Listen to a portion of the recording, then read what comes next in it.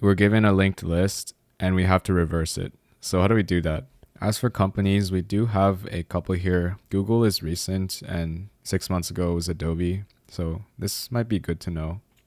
The way I'll approach this is to first have a node that comes before the head. And this is actually going to be a null node. So it's not going to be initialized or anything. And what I'm going to do is have a previous and current variable. So the current variable is going to be equal to the head at first, and previous is going to be equal to this null node. I'm going to first save this into a temp variable so we don't lose this next node later. And then I'm going to actually reverse the connection from current to previous. So I'm going to X out current's next connection and then actually make the next previous. Next, I'm going to set previous equal to current. Now previous is pointing at current, and then I'm going to set current equal to the temp that we kept track of earlier. And this will effectively reverse the linked list like this if we keep going. If we keep doing the same thing, then we'll keep reversing these connections, current, previous, like that, and then like that until current is equal to none and previous is equal to the last node. And that means we've reversed the entire array. So let's get coding. So we're going to initialize previous and current, and we're going to set that equal to none and head. And to reverse all of them, we're going to iterate until current is none.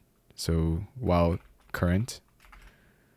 In this loop, I'm going to make a temp variable and set that to current.next so we can keep track of the actual next node. And then I will set current.next equal to previous, and then set previous equals to current, and then set current equals to temp.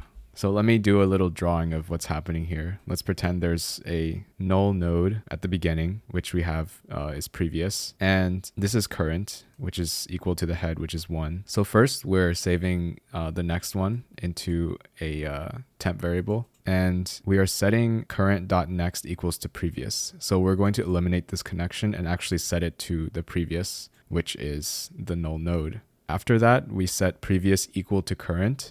So now this becomes previous, and then current is equal to temp. So now this becomes the current. And you can see that we've basically moved previous and current up one while also reversing the connections. So if we keep doing this until eventually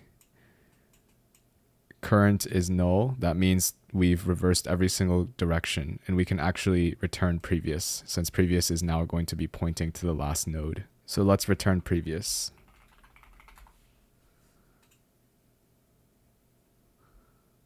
Nice.